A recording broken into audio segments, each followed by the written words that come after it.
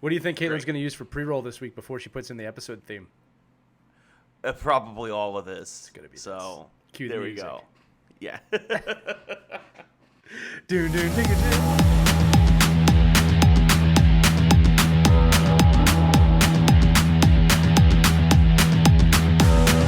Hello there, ladies and gentlemen, and welcome to episode 107 of Geeks Who Like Sports. As always, I am Ray Carsillo in beautiful Los Angeles, California. Join my best friend entire world over in Philadelphia, Pennsylvania, Lee Elias.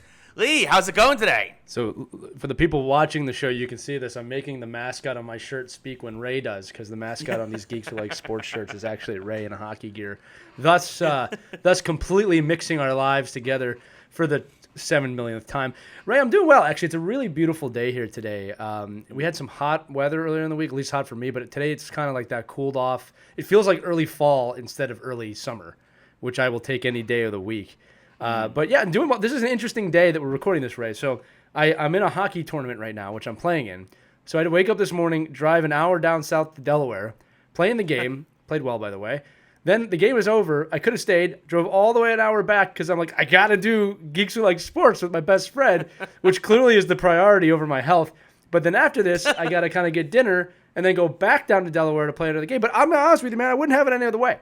I wouldn't have it any other way. For those, you guys can't see this. I was Ray was watching me ice my shoulder before the broadcast, and I took it off to not look old, but I just told you about it, thus making that kaput. Ray, how are you?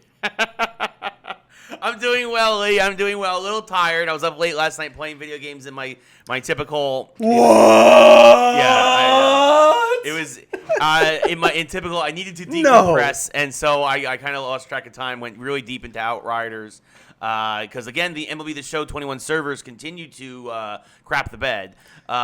So baseball had to be put. I turned baseball off last night and moved over to Outriders again. Travis and Casey, who are my normal guys, they weren't around, so I'm just going to solo it. And so I soloed it. That's fine. And, That's fine. I was with Casey today. Casey's playing in the same tournament I am. It's a small world. Ray, I'm going to introduce a new segment on the fly right now. I didn't think of this till right now, but this is a great way to start the show. It's going to be called, Is This Weird? Or Is It Weird? Anytime you deal with people in geeks and sports, we do a lot of weird stuff. So I can do this week. We can come up for one next week if people like this. For the people watching on Twitch, you can answer. For the people listening, watching the recording, answer. First ever Flash segment, Ray.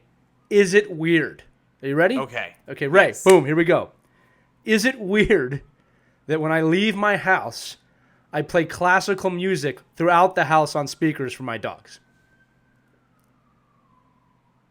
I think it's a little weird, but I don't think it's that weird. Because I do that. Before I leave the house, I play classical music. Now, there is some logic behind this. I do it just to kind of drown out the outside noise a little bit so that they don't go barking at, everything and squirrel that goes by the house. All right. But it also makes me feel good that they're listening to nice classical music in my home. I was going to say it also probably keeps them calm. I was going to say, I guess it keeps them calm. So I don't know. I'm not helps there. With that, so. For all I know, they could be barking at the same squirrels. I have no idea. I'm not watching them.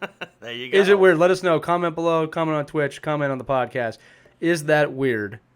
Results forthcoming next week. That is the first. Is it weird? So there we go. Yeah. So we got a big show for you folks today. We're going to be talking about the NFL draft. We're going to be talking baseball. We're going to be talking hockey. We got a lot of stuff going on. The draft happened? I'm just kidding. We got the NFL draft. We got some wrestling news. We got a lot of stuff going on with Marvel. We got some other interesting projects going on. We're going to talk some Mortal Kombat and whatnot. Give a quick shout out to the folks already in chat. We got our buddy Casey here. We already mentioned Casey's here. We got Angry Monkey 224, JC 291. What's up, everybody? JC, we will get again. We just mentioned get to the draft later in the show, but we're kicking things off with Captain America. No, this is not deja vu all over again. Yes, Captain America and the Winter Soldier is over. But some fun news came out this week, unless you're Anthony Mackie, I guess, where it came out, the announcement last Friday. We all knew about Captain America 4 very, very quickly. But you would think that the guy who's starring in Captain America 4 would have known before anybody. Well, that was not the case. Anthony Mackie was the last to know, or at least he found out the same way we all did, because Marvel forgot to tell him Now, Lee, what do you think it says that when the star of one of your next big upcoming movies is the last to know that he's the star of one of your next big upcoming movies? What happened there? Is this just miscommunication, or what's the deal? Here's the thing. Marvel is used to having to like shroud everything in secrecy, right? Mm-hmm. But this is the deal. I just got a sinking suspicion that Anthony Mackie's a pretty trustworthy guy. That you probably could have told him about this ahead of time. They probably also assumed that he figured this out on his own. Right. Both of them wrong, because you should never assume. He found out from a grocery clerk in a checkout line. Guy said, "Oh, they're making a movie," and he says, "I don't know about that." Now, what's cool about Anthony Mackie is he played it off super cool, because he's always wanted to star as Captain America in a film. So he was ecstatic either way. But, yeah, it's a little weird. Is it weird? It's a little weird that, you forgot to tell Anthony Mackie, Captain America, that he's going to be starring as Captain America in Captain America 4. Again, they released this with the show right away. But it's a little weird. I don't know what Marvel's doing with that. I mean, I guess Tom Holland really has them all scared. Yeah, I guess they really wanted to keep things under wraps, but even then, at that point, you figured you'd at least give him like a 2-day notice or something. Just I don't know what happened there. Heads up, Friday we're announcing. Does his agent know? Congratulations. Does his agent even know? I mean, like, because that's a problem if he doesn't. Yeah. Side note about Tom Holland. What's funny is I remember when they were doing Endgame press. He was with Anthony Mackie and Sebastian Stan quite a bit on that tour. And they were challenging each other. And Tom Holland said kind of famously to Anthony Mackie, he was like, "Oh, I'm sorry, I didn't see that Falcon film because they didn't make one. They make Spider-Man films." Yes, and now he's Captain America. So, the turntables. Yes. That's a joke. That's a joke from a show, for those of you who know. I do know it is as the tables turn. But, yes. Anyway, look, happy for Anthony Mackie. That show has changed a lot of things. And I'm happy they're making Captain America 4. No idea when it's coming out. No idea how it's going to fit into the great MCU. MCU has a lot of kind of explaining to do, for lack of a better word. Like, literally, has a lot of explaining to do before we get to that point. So we'll see what happens. It is going to be interesting to see. Again, we're about 6 weeks away from Loki. We're about 2.5 months away now from Black Widow. Right. And speaking of explaining things, I want to have a little fun here. This fan theory came out this week that I was super curious about. When I heard it, it made a little sense. Again, it depends on the time period. Again, we don't know. It could just be, we know that Taskmaster is the primary villain, at least from what we've seen so far, along with obviously the evil Russians, just Russia in general, which is always evil. But Taskmaster is the primary comic book antagonist in Black Widow. But the question that came out is that in the comics, Hawkeye started off as a bad guy. And could it be that because we see a lot of Taskmaster using a lot of the same moves that Clint Barton uses? He uses a lot of bows, he uses a sword, and there's always references to the past between Hawkeye and Black Widow, but we don't know what that is specifically. And so people are curious, is that going to be touched on here? And could Clint Barton be actually Taskmaster in a way to set him up in this universe? And this is the big, like, hush-hush, like, big surprise. Again, we already just had Sharon Carter. If it's actually Sharon Carter, I stole that from Lee in the pre-show. Sharon Carter as the power broker. But I think it's a fun fan theory. I don't know if this is the route they're going to go. And again, a lot depends on timing, but I think it's actually a fun theory that would make sense depending on the time period this movie takes place in. If I'm not mistaken, and follow me here, they've said many times that this film takes place, quote unquote, after Civil War, but before Infinity War. All right, now when they say takes place, that could mean a lot of things. That can mean that that's like the main timeline, is that this is when they're telling the story. So if that is true, if it takes place in that time period, then Taskmaster can't be Clint. Right. Right. But with that said, I assume we're going to learn about this great battle in Budapest that they always talk about in all the films. Yes. All right, and I do expect there to be some time jumping here. So if it takes place prior to the Avengers films and the Taskmaster is a story they're telling, right, about the past, then I think it's completely possible you might get a young Clint Barton. I'd say it's unlikely. But, like, And here's why, Ray, is that, like, they already had Clint Barton as a bad guy in Avengers 1. I mean, they kind of flirted with that idea of him being under Loki's control. And the other thing, too, is do we need that connection, right? Like, my attitude is this, like, I love seeing those two kind of play with each other on screen in terms of just their storyline. And I liked in Endgame, when he became Ronin, and, like, there was a true friendship there, and then, we saw how that ended. I don't know if I need more of that relationship at all, right? The other thing, too, is that the other reason why I don't think it's going to be him, the film's called Black Widow. If there's anything we've learned from Marvel, it's what the film's called, it's what it's about, right? If it's called Black Widow, it's going to focus heavily on Black Widow. Again, if he takes the helmet off and it's Clinton Barton, I'm not going to go, oh, but, like, I think it would be cool if it wasn't, if it was something else, or maybe you don't ever see who it is, right? Right. The other thing, too, is that we have to remember that, Julia Louis-Dreyfus is in this film somehow, right? That has to have something to do with that plot, right? So we'll see. Anyway, look, it's good to have reasons to watch this film.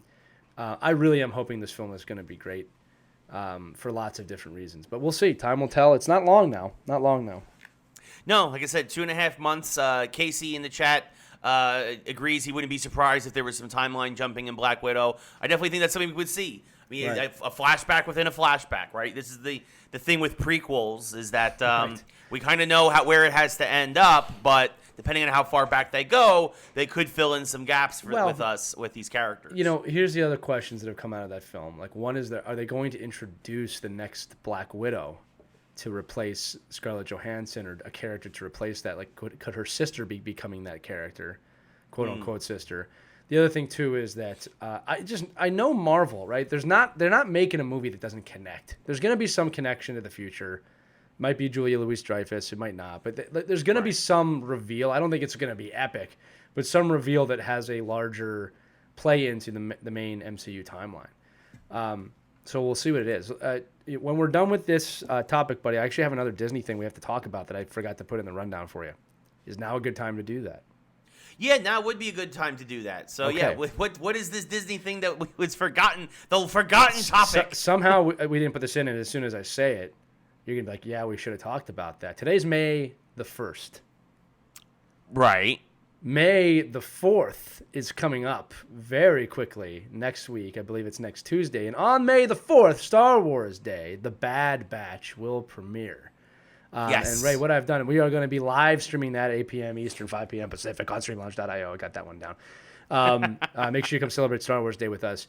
I'm actually getting more and more excited for the show, Ray. So just really quickly, not going to give a synopsis, but I've been rewatching the final season of the Clone Wars just to kind of catch up on the Bad Batch a little bit more. I'm very interested to see these characters placed in a post-Republic, early Empire time period for lots of different reasons. They're rebels on their own. No pun intended to the actual rebels. They don't fit in. It looks like they're going to be adding another member to the squad, Echo. For those of you who didn't watch the Clone Wars series, Echo was a clone trooper whose brain was manipulated to fight against the clones that was saved towards the end of the season. Looks like he's part of the Bad Batch because something is off with him. I don't know if we're going to see Ahsoka Tano and Captain Rex at all, who are the main characters of the Clone Wars, two of the main characters. Right. But I'm actually, I at first when they announced this, I was like, oh, that's cool. But now I'm actually kind of getting excited to see the early Empire through these guys' eyes, because they're going to be conflicted. You got to remember their entire clone family just murdered all the Jedi. Like, it's one of those time periods that is not spoken about a lot in Star Wars. It's like Vader's first few years. Yes. And it's a really interesting time. And I think it's awesome that they're diving into that time. And at the same time, we're getting the first 5 years after the Empire in The Mandalorian. So we're seeing these transitional years. Obviously, we've seen the Empire transition back to the Republic, and we've seen the Republic transition to the Empire. Those in-between periods are pretty cool. And, my biggest regret with the Clone Wars is that it just didn't come out at the right time. It really should have came out after Attack of the Clones came out. The technology wasn't there at the time. But I'm excited about it. I'm excited about streaming this with you every week. So the first, I believe, is it 2 episodes? First episode's May the 4th. So first episode drops on May the 4th, and then the second episode drops that Friday, May 7th. We will do 2. A rare week, actually, be 3 Stream Lounge streams that week, actually, Right. because we'll do the 2 Bad Batches, the first 2 episodes, one Tuesday, one Friday, and then, of course, we're going to continue our weekly Ducks, watch-along of the Mighty Ducks. Make sure Game you catch Changers. us this one. Make sure you catch this week. Yes. If you want to catch the Mighty Ducks, this is the week to catch it. I don't want to Yes. spoil it yet, but this was the Yes. best episode they've had yet. And Agreed. yeah, look, I'm a big fan of Star Wars Day. And Ray, I said this on social media. I wanted to say it here too. It's a big deal to me that my best friend and I are headlining an event on Star Wars Day. That is the culmination of nearly 4 decades of loving that franchise, and to be asked to do that is a pretty cool feeling. So I'm looking forward to May the 4th, Star Wars Day. Not the start of Star Wars season. That doesn't happen until the winter. The fall, Yeah. but it is Star Wars. in new the summer. seasons of Mandalorian. That's when Star Wars and season the starts. 9 other shows they're launching. Right, I was gonna say. I mean, you could say it's another Star Wars season. You could say, I mean, it is a Star Wars show. It's just Yeah, I always said that. Like, to me, Star Wars season is like mid fall till about the new year. That's Star Wars season Right. to me. I mean, they release stuff all year, but usually the games, the movies, and the live usually action come stuff. towards the end of the year. Yeah. Yeah, but Q4, I'm not so. gonna say no to Star Wars in May. Yes. Good on them for launching Yes. something on May the 4th. But yeah, but like we mentioned, we're recording this on May the 1st. We're doing this live on May the 1st. Welcome to our Twitch chat. But yeah, when this actually, if you're listening to the podcast, this might be May 3rd or May 4th. So May the 4th be with you. Happy May 4th, depending on when you're listening to this. And watch out for the Revenge of the 5th. Yes. Goodness. But yeah, so that will be so Bad Batch. Again, like Lee said, streamlounge.io. We actually got a lot of stuff coming up with Streamlounge that we're would be excited to announce. So stay tuned for stuff with that. But speaking of announcements and speaking of movies, we go from the Marvel Universe and Disney and Star Wars over to DC and Warner Brothers. And we did our spoiler cast last week for Mortal Kombat, the new Mortal Kombat movie. It is now being reported that surprise, they have plans to make more Mortal Kombat movies, that this is not going to be a one-off.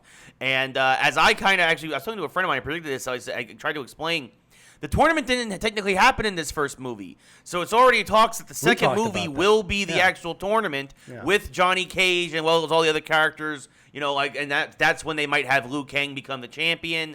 And start getting into the more regular storyline. I've also heard rumors that everybody at NetherRealm hated the film. Surprise, surprise. But not surprising that this was actually a long-term plan. I've heard rumors of up to 5 movies, but at least this is going to be a trilogy. My only problem with the film, my really one big problem, aside from a couple of nitpick things, was Cole Young. I hope Cole Young gets fatalityed in the second movie and he gets removed from the series, and then we just stick with the characters we know and love. Because for a series that has 100 characters, you had to make a new one. You had to make a new one. You couldn't use any of the other 100 characters to fill in that role. You had to make a new one. So Dumbasses. This rumor was spawned because the actor that played Sub-Zero kind of leaked that he has a contract for 4 films. So this is what it's going to come down to, if we want to be honest. It's going to come down to how much does it cost to make them, and how much does Disney, how much is HBO Max and Warner Brothers making from them? If they're making money, they're going to continue to make them. You always have to look at box office results in China and Japan and overseas to see if these things are going to do well.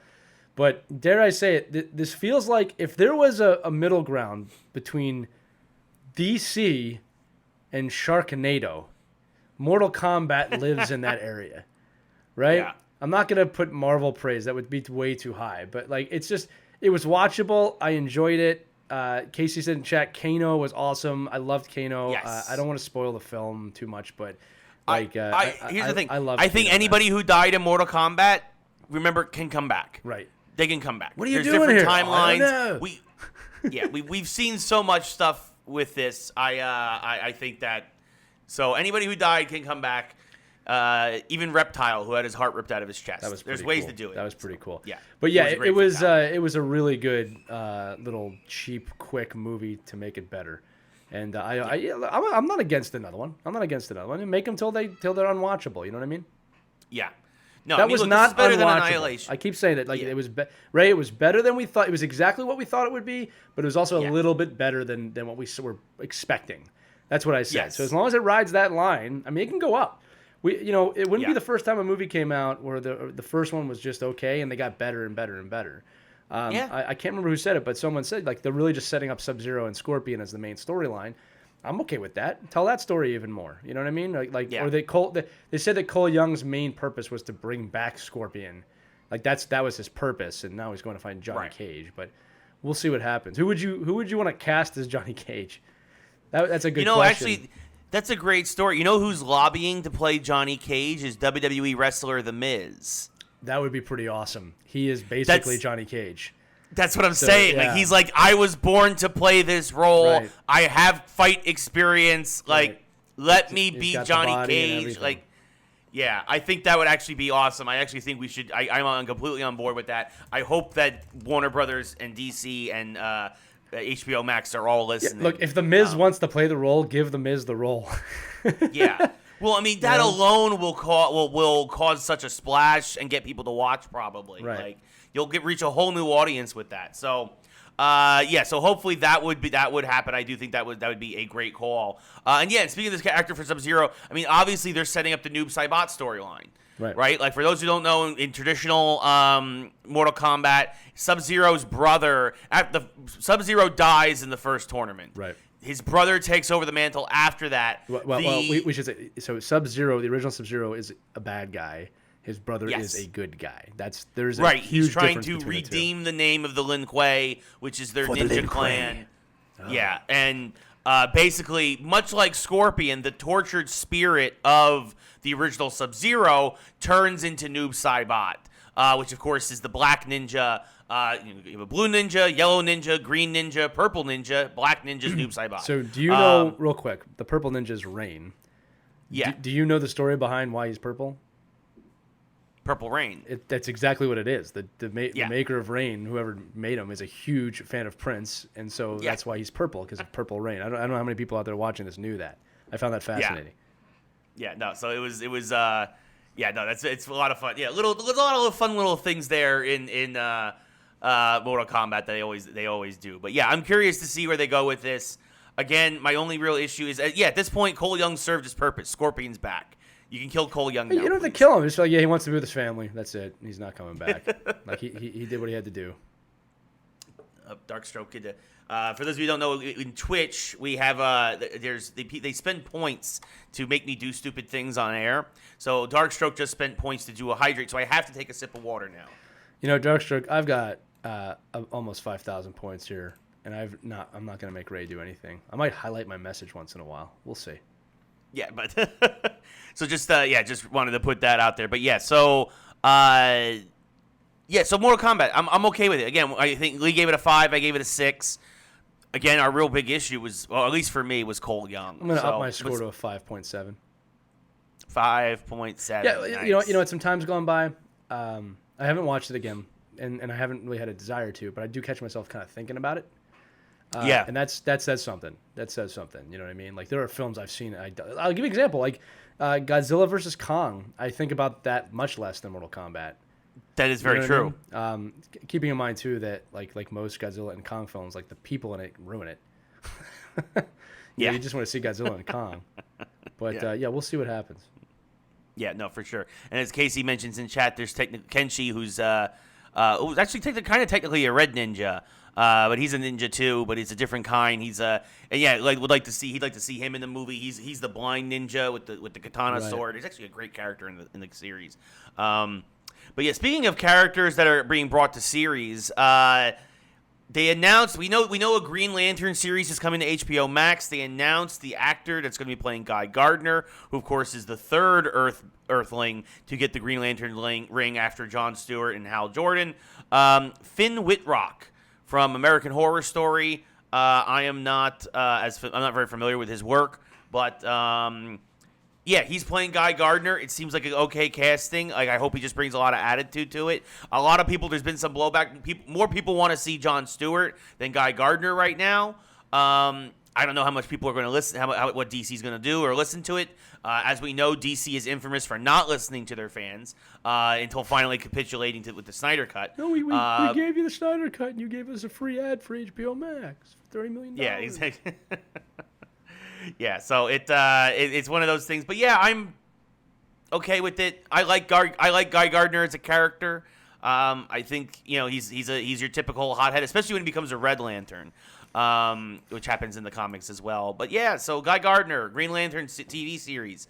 It makes sense that he's going to be in there. Not to say Jon Stewart won't be. Well, the Lantern Corps, there's a lot of them. Listen, right now, they just need to focus on getting good stuff out there. We've never had a good Green Lantern live action anything. Actually, that's not true. The best live action Green Lantern we had was the 3 seconds they flew across the screen in the Snyder Cut. All right. Yeah. The other thing too is that look, DC is banking everything on Flashpoint. That's obvious, and I hope they pull it off. I actually mean that. But look, it's just not hard to do Green Lantern correctly. Just follow the comics. I don't know why we always got to put our own signature on it. Just follow the comics. I don't know if you know this, but Ryan Reynolds recently live tweeted. He finally watched it. For those of you who don't know, Ryan Reynolds actually never saw Green Lantern. He wasn't at the premiere. He was so upset with the way it was handled. And he finally watched it, and he was drinking while he watched it, and he live tweeted that. Just go up, look up the articles. There's some funny highlights. There's this great part where he tweets out, "See if you can notice the CG," and it's just two of the most ridiculous CG scenes in the history of movies because the suit was CG. It was just really funny. But look, DC. You said it before, Ray. Until DC listens to their fans, they're gonna have problems, and until we stop buy tickets to see those movies, they're gonna keep making them. So yeah, that's the truth. I really hope Flashpoint fixes that.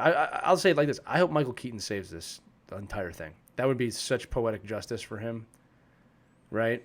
Yeah, I mean that's the thing, right? Is that if we could get if Keaton was the one to save the DC universe, the one who really kicked off technically Christopher Reeve kind of kicked off the era of superhero films, but it was really Batman that kind of took him to a whole new level and really encapsulated those late 80s, early 90s. I mean, they're so different. I saw another thing today. I think I sent it to you. Or you know what? Maybe I didn't send this to you because it would enrage you. But it's this TikTok of this young girl, and it starts out with saying like, this is what it would look like if Tim Burton made Batman movies, right? And they sent this kind of Addams Family looking picture. And then it cuts to this guy going, "You mean like these two movies that Tim Burton made in the late 80s and early 90s?" It's just like, I want to go. You know what, Ray? Ray's coming to visit. I think we should watch Batman '89. Yeah. Is that on HBO Max? I don't know. We should find out if that's on HBO Max or see if it's somewhere streamable and live stream it. That would be a cool one to do. Yeah, that would be. I mean, that would be fantastic. Yeah, I mean, it would just be me basically quoting it word for word. You and me, Ray. You are my number one guy. Yeah. Oh, we got a live one here. Such a good movie. Still holds up the test of time. Hubba, hubba, hubba. Money, money, money. Who do you trust? Me? That should have been. I'm giving away free money. And where is the Batman? We should have. Totally He's home, washing his tights. Dude, we should have made that the ad for Geeks. Hubba, hubba, hubba. Yeah. Money, money, money. Who you gonna trust? Me? I'm a guy just doing a podcast. And where is Ray? On the other side of my screen. With his clothes on, thank God. Thank God. Yeah. Oh, gosh. Man, Casey mentions he remembers Batman coming out. They released a special serial for it. Yeah, man, Casey, it is that is all fresh in my mind. All of those movies from Batman Forever, McDonald's glasses to Batman Returns. I had those. I remember my brother taking me to see that. It was a big deal when Batman Forever came out, which I always say, still to this day, is a far, far underrated film. It gets too much flack. It deserves flack, but it gets too much flack for what it was. It was not the worst thing ever. I just think it was made at the wrong time. But yeah, I remember the cups from McDonald's, man. I remember the toys with Batman Returns, which was funny because like it was such a dark movie, but the toys were so bright and lively. Yeah, because there's this weird mix going on because like DC had an action figure line from like the mid '80s, but then like the movies came out, and so they kind of had to like toe that line. So you had like a more Adam West kind of Batman, the more blue and gray Neil Adams design. And then you had the full black one from like when Keaton came out. Even when Batman Returns came out, you had a penguin figure that had blue tuxedo and a big bright purple bow tie and all this other stuff. Very cartoony, very much like the cartoons like the Super Friends. And then when basically they took the same figure, and when Danny DeVito's penguin came out, they made it black and red. So, which was a funny. And then when the animated series came out, they just went wild with the toys and started making so many variations of Batman. It's like, here's underwater Arctic Batman with a cold. Yeah.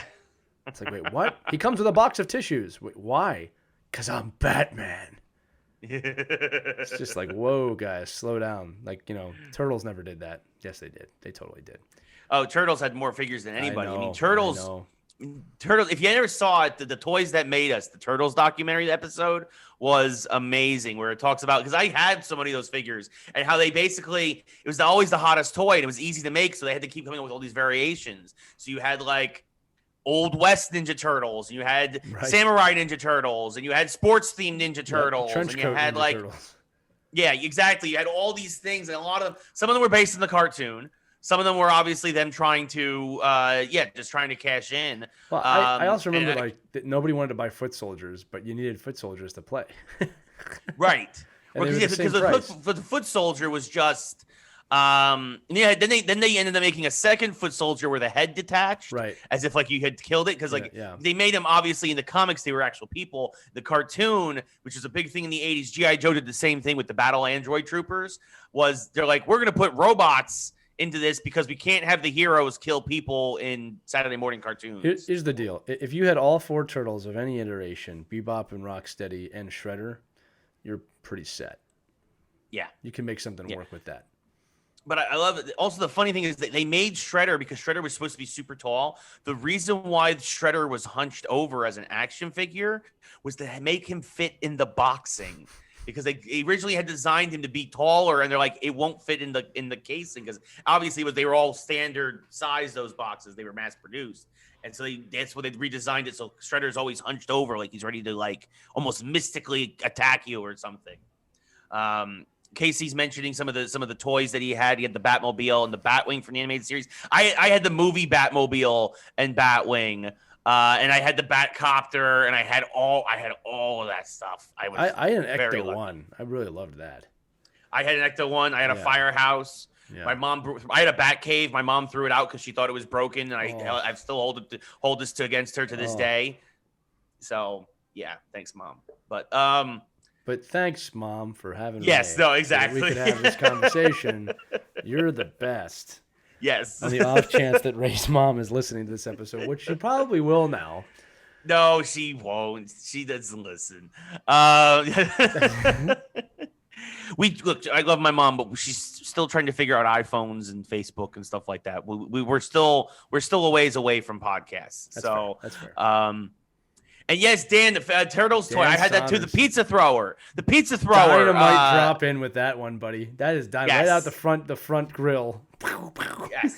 Yes, so good, so good. Why can't we invent that? Why can't we have that today? One of the things I loved about the Turtles crossover episode, Ray, which they did about 10 years ago, was like whatever the modern Turtles were at the time, they go back and they find the 80s and 90s Turtles, and somehow they end up in the 80s, 90s Turtles universe. And the first line is, why is there a slice of pizza walking down the street? He's just like, what is happening here? None of this makes any sense. He's like, I don't know, man. This is kind of our home. It's just like, man, I miss those times.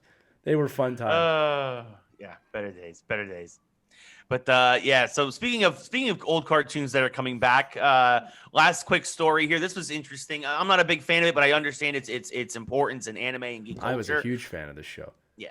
I can't tell Sailor you why. Moon, the first Sailor Moon movie in what 15 years or something? Long time. Yeah, they have not, is since coming to I was Netflix. In high school. I'll put it that way. I was going to say, it's been 15, 20 years. Yeah. So this is a big deal that the first new Sailor Moon movie in that long is coming to Netflix. They're bringing that character back for like a whole new generation. It's a big deal. Lee, I'll let you talk more about it because again, it's more your wheelhouse. So. Here's the deal. I love Sailor Moon growing up, and like I said, I can't give the reasons. I'll just say I was a teenager. But here's the deal: is that I'm shocked it took this long. Sailor Moon is a massive franchise, massive. Obviously overseas, but even when I was growing up, it was huge. And when you look at what Pokemon's done, and you look at some of these other, even Avatar's kind of still around, right? It's amazing to me that Sailor Moon hasn't been rebuilt yet. So the trailer for this was actually in Japanese, and they said it's going to come back. It's going to continue the storyline of Sailor Moon. For those who don't know, Sailor Moon has a pretty long storyline, but it's also pretty simple to understand. I guess the original series, once you get into the future where your daughter time travels and comes back in time and stuff, it gets a little weird. But I'm looking forward to this. Sailor Moon was a great animated series. One of the only animated series, Ray, where I don't know how much of it you watch, but the main character, Sailor Moon, is super annoying. She's super, super annoying. And the thing is, as she gets older, she gets better. As the show went on, towards the final season of it that was on TV, which was basically the big battle. She was pretty mature in that season, but she's really annoying. It's one of the few shows where the supporting cast is so good that you can continue to watch it. Because if it was just Sailor Moon, you'd be like, I can't watch this, right? It's everyone around her that makes the show great. So I always thought that was kind of a gutsy move. But the other thing too about Sailor Moon, last thing, was that the show was a bit racy for America when it debuted here. So a lot of people probably don't know this, but the animations of when the Sailor Stars transform was, there's slight nudity. I'll put it that way, right? Animated nudity, right? And what I mean by that is just it's nothing grotesque. It's just, they're naked for a second. And the American version famously just changed that, right? They animated it differently. The other thing too, Ray, and again, this is one I'm actually curious to see if you know, the original Sailor Moon had some really controversial figures. It had the first 2 lesbians in animated history. And what's funny is that when they transition, they actually transition into men when they go superpowered. And the American version of this didn't do that. They mostly did not air those episodes. And when they did, they animated it totally differently. So I'm going to be really interested to see how I hate to say it like this, but a woke culture deals with Sailor Moon in 2021.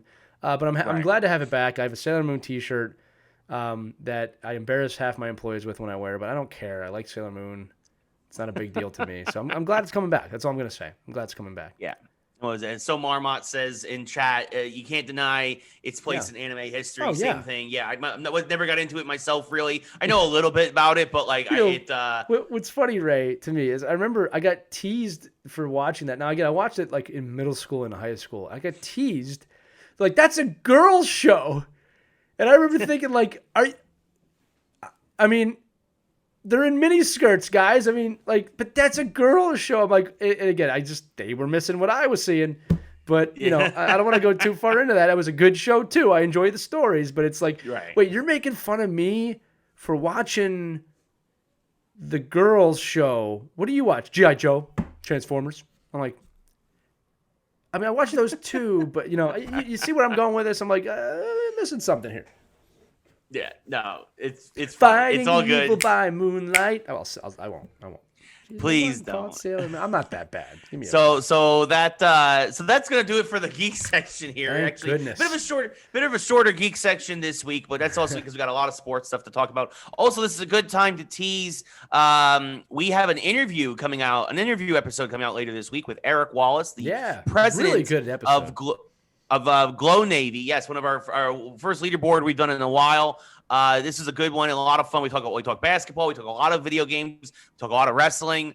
But yeah, Eric Wallace, check that out. Stay tuned for that coming later in the week. So that's also part of the reason why this might be a bit of a slightly shorter episode than normal. That was one of those interviews, just to kind of tee it up a little bit. That's one of those interviews where we had never met Eric before. And, sometimes when you do interviews like that, you don't really know what's going to happen, right? But, man, those conversations just flowed. And, he's just one of us and we're one of him. And it just was beautiful. Yeah. It was a really entertaining episode. In fact, when we were done, it's wow, it was over an hour. We weren't expecting that to be an hour, but it was really good. Yeah, no, so stay tuned for that coming later this week. That should be a lot of fun. So moving on now to our sports section. Obviously, the big sports thing that's going on this weekend is the NFL Hockey. draft. Oh, my bad. We're gonna get to hockey. We're gonna get to hockey. Yeah, we are. Yeah, we will get to hockey. But first off, the big thing this weekend, actually, well, somebody out there said the Kentucky Derby. Here's your Kentucky Derby coverage. The Kentucky Derby's happening. Okay, great. The NFL draft Horses will race and one will win today at the Kentucky Derby when we cut off all other sports broadcasts for an hour-long pre-show, which will tell you absolutely nothing, but you'll get to look at these ladies' hats. Yeah, and they're off. Around the stretch they come. And Race Conscious wins the Kentucky Derby. Yeah, it's just like... I mean, the only thing, the actual 3-minute race is great. Yeah, of course it is. Yeah, it's a horse race. But it's fun. like you said, it's such a bunch of pomp and circumstance for a bunch of archaic BS. But anyway, the NFL draft. The NFL draft. Yes. So a lot's happening. A lot happened this weekend. The draft is actually still happening as we're recording this show. We're in round 5, but we're gonna just focus on the beginning of the draft. I think the Eagles have had a very good draft. Thank you. They have done very well for themselves. At least to say, so paper, far. And again, on paper, yeah. I mean, on paper, yeah. I mean, you traded up a couple spots. You moved back up to the 10 spot. You traded with Dallas, right? Which I wonder draft. If Dallas has not had a good draft, I think overall. Yeah, but Dallas on paper, right? But Dallas, I think part of it was that they knew you guys wanted a receiver, and the rumor was, and it ended up proving true, and we're going to get to that, and we're going to get to it in a minute. The Giants also wanted a receiver. So allowing you guys to move up, although in a way with Dallas having such a terrible defense, they also still shot themselves in the foot because now you guys have either way, somebody in the NFC East was going to get Devonta Smith basically from Alabama. One of those 3 picks. Yeah. Yeah. I'm glad that we ended up him. going to you guys. I'll tell you why I'm glad we got him for multiple reasons. One, Jalen Hurts, our quarterback, has played with him in the past. They know each other. The other thing, too, is, and again, look, I'm always one who says this, 50% of draft picks do not pan out, okay? So you never know. You never know. But I'll tell you what, when I see a young kid like Smith come in, they interview him, Ray, I think it's safe to say I know what it takes from a media perspective for someone to survive in this city. And he just had the absolute correct answers of that's a blue-collar town, that they really know their football in Philadelphia, they're a tough crowd. I'm looking forward to playing for him. That is exactly how you should introduce yourself to Philadelphia. Yep. Bryce Harper, obviously baseball, but another guy who really gets the fan base here, understands you're going to get booed if you don't play well. You know what I mean? Which is not unique to Philadelphia, by the way, but it's just something we're known for. But, I like this pick a lot. And again, it's something we needed. I think it's going to kind of even out some of those ruffled feathers that happened at the end of last season, just with the way the season ended. And, and all of a sudden Hurts has got a receiver he knows. And, Heisman winner, right? No, Heisman candidate this year, right? I think he was a candidate. He was not the winner. I mean, it's a pick to be excited about. You know what I mean? It's a good place to be, and they've drafted well after that too, in my opinion. Yeah, no, I mean, you got yourselves an offensive lineman, a center. Obviously, you got to start rebuilding the line. I mean, you got to protect Hurts. Right. I think you guys had a very solid early draft. Right? Again, we're in the middle of round 5 as we're recording this. I think maybe even moving into round 6.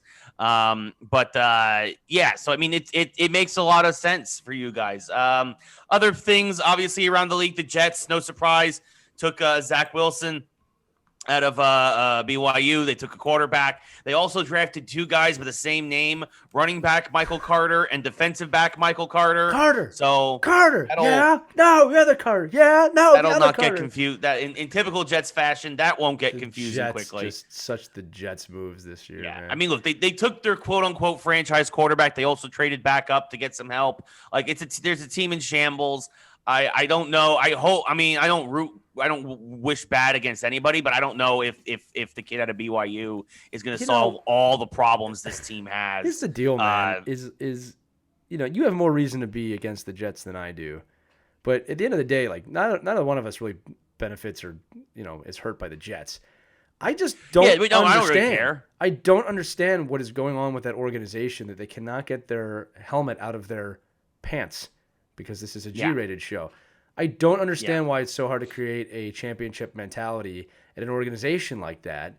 The same goes for the Knicks, to be fair, although they've started to turn that around. And it's just, I just don't understand. I don't understand at the professional level. I can tell you that in my work, I have seen pro teams lack the basic understanding of championship mentality, like the things you need to do it. And most of the ones that do that are in denial. Like I think the Jets are. I think the Jets are like, well, we're the New York Jets. We're one of the top franchises in money in the league. We've won Super Bowls. We're the New York Jets. It's like, guys, you're not the New York Jets right now or anymore, right? You need to refine your identity. Another great team, Philadelphia Flyers, going through this right now. Ever since their owner died, Ed Snyder, they have not had an identity. And they have gone in and out of the playoffs literally every other year since, I think, 2012. Literally every other year. They're in, they're out, they're in, they're out, they're in, they're out, they're in, they're out, they're in, they're out. I think that gives us to 21. You got to establish that. You have to establish that championship mentality. The Yankees clearly have it. The Giants understand it enough to know that when they're there, when they're not there. The Knicks have rediscovered it. The Rangers have a pretty clear understanding of it, I'd say. All right, they know where they fit. They're just young. They're just young. They're still developing, but yeah. Right. And it's just the Jets. Even the Devils get it. Yeah. It's just what the hell's going on over there? Horrible. Yeah, it's an absolute dumpster fire. You might as well just let Gary Vaynerchuk buy the team already. I guarantee you he'd get them back on track. He would actually. Before we get to the other, until we get into the other dumpster fire, just a couple other stories around the draft. Evan McPherson, first kicker taken in the draft, 5th round overall, goes to the Bengals. Who, by the way, the Bengals took a receiver first overall, which shocked everybody because although they could use the help, the fact that your franchise quarterback was on his butt like for most of the season and had his knee blown out because of a bad hit, like people were shocked that the Bengals did not take an offensive lineman. The first offensive lineman, Penei Sewell, went to the Lions, which of course everybody started making the joke. But the Lions got 2 offensive linemen with their first 2 picks. And they're like, oh, you send Matthew Stafford out of town. Now you start drafting an offensive line for him. Right. So Jared Goff will be protected. He has no weapons, but he'll be protected. That's he probably demanded that. Yeah. You better get some linemen. I can throw to anybody. Yeah. Ian Book, this was an interesting story. I was curious to see where he went. He slipped all the way to the 4th round, winningest quarterback in Notre Dame history. And I love it because for a lot of reasons. He went to the Saints, right? He's not necessarily heir apparent to Drew Brees, right? He'll have to compete and all this other stuff. But they're like, he's undersized. He doesn't have a strong arm, but he's a natural born leader and he always makes the right decision on the field. And I'm like, oh, so he's Drew Brees Jr. So the Saints basically took young Drew Brees in the 4th round. You just let him take that. Like, makes sense to me. Like, I don't know. So look, I don't sleep on anybody in late rounds that are cute quarterbacks ever again. I'll never do that again. Yeah. The Patriots took Mac Jones. We saw that coming a mile away. Obviously, that's going to probably be their QB. They're hoping to be the QB of the future. He'll sit for a year behind Cam Newton. I think that is their plan, or that's what's looking like. And then there's the New York Giants. Dun dun dun dun dun dun dun dun. So get ready for a rant, folks. Rant incoming. Put it on the bottom of the screen, Caitlin, for the recording. Here comes the one, the only, the rambunctious, the rioting, the royal Ray Carsillo. So the Giant, for about 40 minutes or 9 picks, Giants fans were actually starting to warm up to Dave Gettleman because in a surprising move, the Giants traded back in the 1st round, right? For whatever reason, they did not want to take not only the best player available in that position, but also somebody that would have filled a huge need on our offensive line in Rashawn Slater, somebody who I have been saying for weeks is who we should have been targeting, the kid out of Northwestern, who ended up going 2 picks later to the Los Angeles Chargers, who they got to steal, which, by the way, the Chargers are looking very good. The Chargers had a very good draft. But the Giants traded back and got the Bears traded up 9 picks to get Justin Fields, a quarterback. No surprise. They're going to be their quarterback of the future. That's actually a great move for Chicago. It's also a good move for the Giants because the Giants got Chicago's 1st and 4th round picks next year. The Giants actually ended up acquiring 3 more picks in next year's draft and now have 2 first rounders. So for about 40 minutes, everyone's like, maybe Gettleman has a plan. I was on the phone with you when that happened, and even I was like, hey, look, that's not bad, Ray. That's not a bad move. Yeah, that's not the worst thing in the world. I don't mind this. I'm kind of okay with this. especially because it also came out, and this makes a lot of sense, that Gettleman and the Giants, everybody tried to do their due diligence, but this year's draft is going to be fascinating because there's never been less information about a lot of players because a lot of guys opted out. A lot of guys only played half a season because of COVID and all this other stuff. So the Giants were like, their plan was obviously get picks, obviously make picks, but if they could also get more picks for next year, they wanted to do that and they also ended up getting later in the draft, they ended up getting Miami's 3rd round pick next year, allowing the Dolphins to trade up. But then the Giants traded away their 5th round pick this year to Denver to move up 5 spots. We'll get to that in a second. But then the Giants are there at number 20. And everyone's like, we're going pass rusher. We're going pass rusher here. We're going to get the kid out of Michigan. We're going to go pass rusher. The Giants didn't go pass rusher. The Giants still went receiver, and they didn't even go with the best receiver on the board at that point. They went with this kid, Kadarius Toney, an injury-prone deep threat from Florida, who, on paper, hey, look, I don't think he's going to be a bad player, but he's not the number 20 overall pick, that's for sure. Talk about a reach. You traded down to take this guy when you have so many other needs. You could get a receiver in this draft in particular at any other point in this draft. We've got receivers. We have nobody on the offensive line. Saquon Barkley's going to blow out his knee again because we have no offensive line help. Or, hey, you know what might help? It's help Leonard Williams, who just signed this massive freaking contract, and get him a pass rusher. Get him somebody off the edge. Now, I will say this. The Giants did get some pass rushers later in the draft. They did get some guys from a high value later in the draft. But the best guy available that also would have filled a position of need, who went the very next pick to the Colts because they were probably like, oh my God, the Giants messed up again. And the Colts picked them up. It's like, because you took a receiver that we don't need. You just got Golladay through free agency. You have the guy John Ross through free agency. You've got Slayton. You've got Shepard. You've got Kyle Rudolph. You technically still have Evan Ingram, although I wish they would have traded him. You've got guys who can catch the freaking ball. You don't have anybody to keep Daniel Jones upright.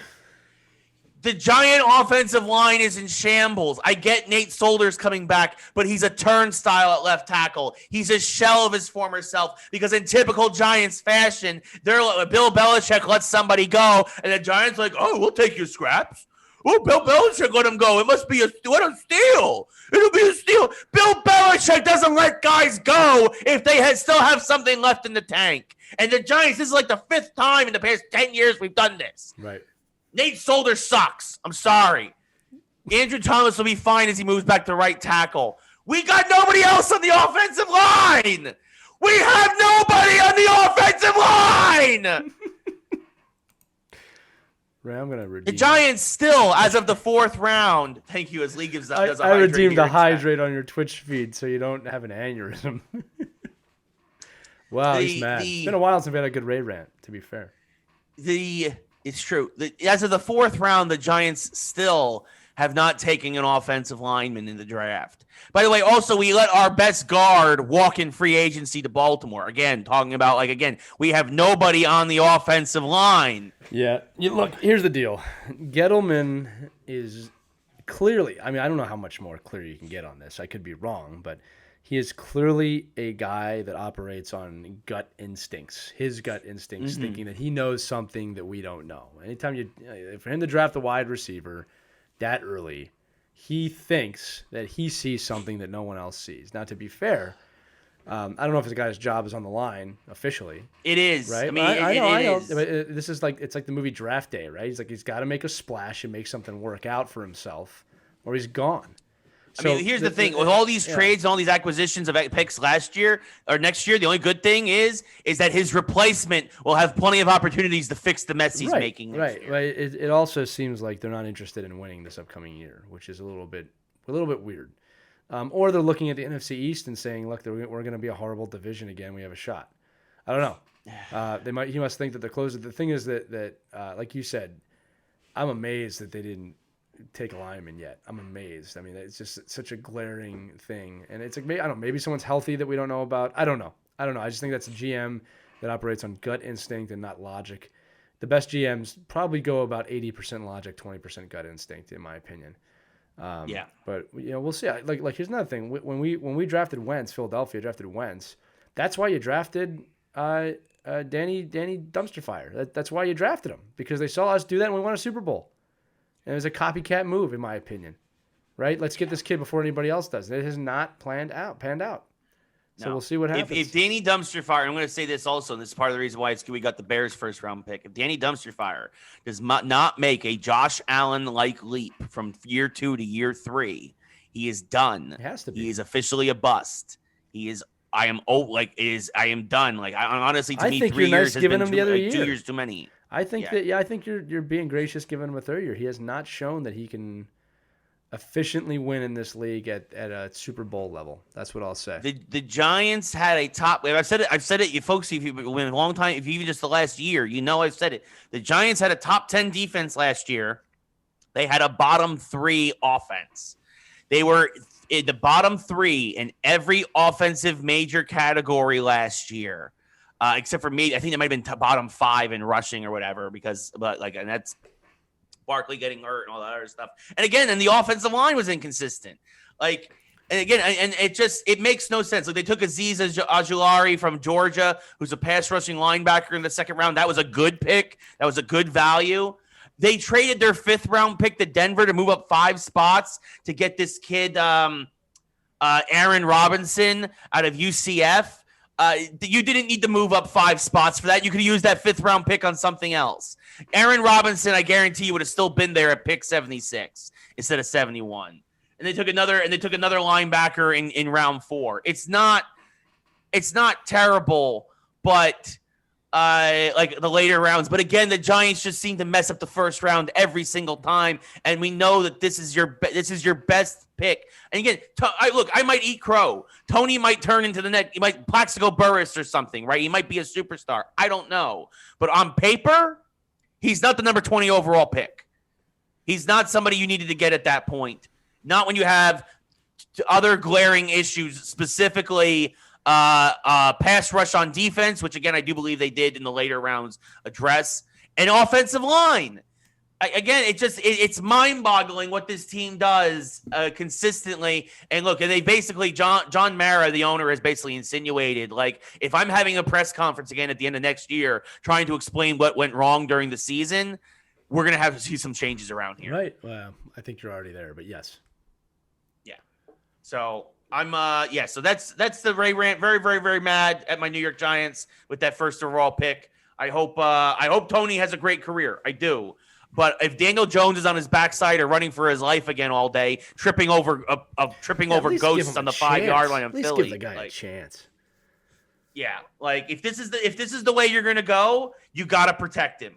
And to me, you have one good offensive lineman right now in Andrew Thomas, and that's not enough. So, so there's the draft. Other things that happened. One other quick thing: Teddy Bridgewater was traded to Denver. So very interested to see what will happen with that. I guess he's going to probably immediately start because Denver has been looking for a quarterback hastily since John Elway retired. Well, shouldn't say aside from the Peyton Manning years, a couple of Peyton Manning years. I was about to say, whoa. Yeah. Aside from those couple of years there, obviously, those 3 years. But like for the most part, that's been it. There was a gap between Elway and Manning, and then it's been nothing since. Yeah, what's the stat again on quarterbacks that won with 2 different teams? It's Manning, Brady. It's not a big list. I mean, 1 Super Bowls? Yeah, it's only a few quarterbacks have done that. Not a lot of quarterbacks have done that. I think it's just them. Just those 2, right? I think it's just them because like Montana never made it to the Super Bowl with the Chiefs. Right.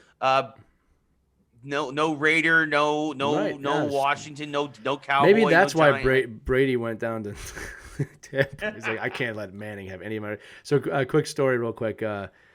Apparently Peyton Manning was hanging out with I'm blanking on the 1st overall pick all of a sudden. How am I blanking on this? The kid, first pick. Oh, Trevor Lawrence. Thank you. No idea. By the way, Trevor Lawrence with the number 1 overall. Surprise. I'm thinking his name this whole time, and I blanked on it when I needed it.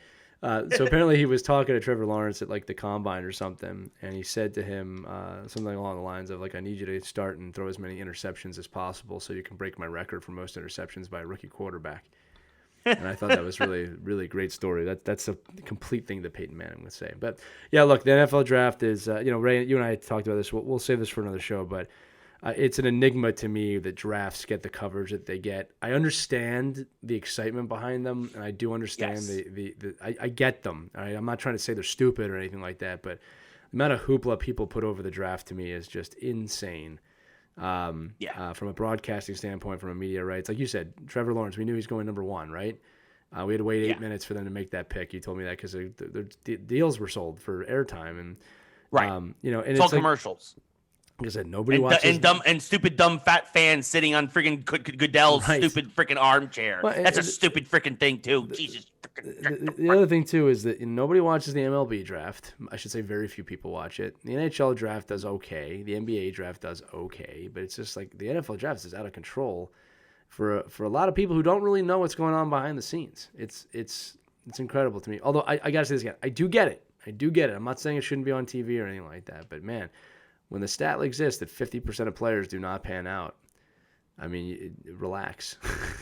Yeah. I'm not speaking at you so much. You know a bit more than most, but relax. Yeah, I mean, that's the thing. I mean, I get it, but like I also understand like you want stack the odds in your favor. Well, yeah, listen, when if you're a Giants fan, they're not putting the pieces to the puzzle together what you need. I get it. Yeah. So speaking of the pieces of the puzzle, we mentioned the Rangers briefly a while ago. We mentioned some other stuff. We're going to move into hockey now. The Rangers, as I predicted, are going to probably finish in 5th.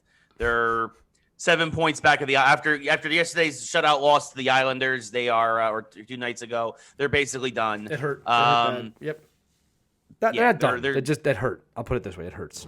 I mean, mathematically, they're not done, but the Rangers have 5 games left. That's the possible 10 points. They're 7 points out of 4th. So I mean, their hand is out of the water. Like, help us! In Boston, Pittsburgh, Washington, and the Islanders, like, no. Yeah. Well, and actually, at this point, Boston actually moved ahead of the Islanders because Boston just continues to roll since the trade deadline, as I predicted would happen. They've only dropped I think actually real quick. I'll give it. And the Islanders have been losing a lot, but that win against the Rangers, they needed that. That would have been dangerous. If the Rangers win that game, that's a 4. The Rangers, instead of being 7 points out of the 4 spot, they'd be 3 out right now, and that's the difference. Well, really, in having hope left in the end of the season and not. What's funny about this season, Ray, is now you want as many games against the top 4 teams as possible. It's kind of like the foul shots, which was what the Rangers have. Game. Yeah, it's like the foul shots at the end of a basketball game, right? It's like now you want the top teams because you need to get those points. So we'll see what happens. You need a lot of help. And you need to win games. We'll see what happens. Yeah. So I mean, that's the thing. I mean, the next game is against the Islanders. It's a must-win, right? To close that gap. But yeah, Boston's 8-2 in their last 10. They've won 3 in a row again, and they've moved into the 3 seed. So at this point, I think even though the Rangers finished the season against Boston, those games are probably going to be meaningless. So yeah. So the Rangers again. That first game against the Islanders was basically the season for them, and they lost 4-0. Varlamov shut the Rangers out for the 3rd time this year, which is ridiculous. And that team is, the Rangers are a good team. They're a team that's young. They're coming together, but they're going to miss the playoffs again. It is what it is. And so quickly in chat, a couple of comments before moving on, because Dan wanted to mention something about the draft. Best drafts are won in the later rounds. Can't be judged for a few years. That's true. And thank you. Casey gifts a sub to Dan in the chat on Twitch. That's very, very generous of you, Casey. Wanted to shout that out. Thank you. But yeah, moving on, continuing with hockey. The Penguins and Capitals have both clinched spots at this point. The top 2 seeds. They're fighting for the top of the division. That'll come down right to the wire. They're tied right now at 69 points, but Washington has a game in hand. Toronto clinches a playoff berth. Edmonton continues to roll. They're the 2 seed. Montreal looks like they're going to be the 4 seed there. Calgary only 6 points back with 7 games to play. So they're in striking distance, but it's Montreal's spot to lose. Right, Colorado, Minnesota, and Vegas have all clinched. I've said it before. I think the West is going to come down to Vegas and Colorado. St. Louis and Arizona have a fun race to the finish, but St. Louis has a lot of games in hand. Right. And Carolina, Florida, and Tampa Bay have all clinched as well, as Nashville and Dallas fight for the last seeds. Lee, what are your thoughts? Edmonton Oilers. We got to talk about them for a second because there's a prodigy in Edmonton named Connor McDavid. A lot of people know about him. He's starting to do some things now as he gets into the prime years of his career that I haven't heard before, such as he's averaged a point per period over the last 14 periods. Not a game. We talking about a period. He has averaged a point per period in the modern NHL. That is astounding. That is an astounding stat. So the only thing that's tough about that is he's out in the West Coast, although this year it's a little different playing in the Canadian division. But, we had Sidney Crosby. Sidney Crosby also only the second player in NHL history to average over a point of game for 16 straight seasons. I mean, it's incredible some of the stats these guys are pulling, like instant Hall of Famers. Can't sleep on Edmonton. They are finally where they need to be to contend for the Stanley Cup. Although the Canadian division is very tough for me to gauge because, it's tough to gauge any of these divisions because you haven't played against any of the other divisions. I can say the Boston's surging, but, Toronto might kill them in a playoff series right now. It's going to be really interesting when we get to that. Well, probably not Toronto. Third anybody and fourth else, round. Now, Toronto's been playing unbelievable. So it's going to be interesting to see what happens for sure. Like you said, Vegas and Colorado look really good. And it depends on also like where I believe the Canadian division is going to be in the Eastern Conference, but I don't remember. I don't remember how they're going to divide these up. I believe you're correct. I believe the Canadians will play the East in the brackets. Right. So we'll see what happens. But yeah, it's a fun race to the finish. I'm really looking forward to the playoffs this year. Yeah, it's going to be interesting. I mean, best team in the league, though, record-wise, funny enough, is Carolina. Didn't see that. I mean, I knew Carolina would be good, but I didn't think that good. And then Florida and Tampa right on their heels. And then it's going to be an interesting finish. Dallas, of course, who was in the final last year. They've gotten hot lately. They've closed the gap between them and Nashville to 2 points with 6 games to play there. As Chicago's starting to come back down to earth, they're about 500. They're still in striking distance, but their window of opportunity is closing fast. It's gonna be an interesting finish to the season. I am like I said, I'm sad the Rangers aren't going to make the playoffs again, but it's also I very much did not think they were going to turn it around weeks ago, that they had dug themselves too big a hole. They made it interesting here late with some really fun games. A bunch of hat tricks from Zibanejad. Kreider had a hat trick. Buchnevich had a hat trick. Like it's been fun. They've been a fun team to watch most of the time. Yeah. But they really did not rise to the occasion against the Islanders. Glimpses of what they could have been had this season not been so tumultuous for them. So don't sleep on that team next year. That's all I'll say. I hope you're right. Other big news in the NHL. We had talked about that they're looking for new TV deals, that they've been shopping things around, that there were 2 packages. Basically, the A package we had known had gone to ESPN, 4 of the 7 next Stanley Cups, a bunch of games and whatnot. The B deal has now been done, and I don't want to say coming out of nowhere, but this is a big deal, especially because it might go to there's going to be hockey coverage now on HBO Max. But TBS, TNT, which of course is also a division of AT&T, Warner Brothers, all that under that Time Warner umbrella of old. And the NHL signs a deal with TBS and TNT to pick up the other 3 Stanley Cups and other playoff games, and they will have the quote-unquote B package of games. And so, yes, now the television package for the next 7 years for the NHL is locked in. It's split between ESPN and TBS and TNT. And knowing how good TNT's basketball coverage is, I'm excited to see, and their baseball coverage too, to be fair, actually, I'm excited to see what they do with hockey. I think they've been actually really kind of like a dark horse kind of rising in the sports world. To me, they've completely surpassed Fox Sports. Fox Sports has rested on their laurels and rested on football for so long that I think TNT is eating their lunch and everything else. Yeah, a few thoughts on this, Ray. So one is a lot of people are like, well, NBC will pick up on this. And I said, no, they won't. I mean, NBC Sports Network is going bankrupt. They're not going to continue that network moving forward next year. I don't know why NBC would hold on to that. Plus, the Olympics are coming up, which NBC is all about. I think this is a great move on all fronts, ESPN and TNT, TBS. A lot of hockey fans are upset about it, but what's new? Hockey fans get upset about anything that changes. This is a great deal for the league. It's a great deal for the sport. Like people, oh, great, now we're sharing with basketball. Guys, that's a compliment. I don't know how else to say it, okay? It's not like, the NHL hasn't been competing with basketball. It's not super close. To me, this solidifies hockey kind of to being back, and this has been a long journey since maybe 2005.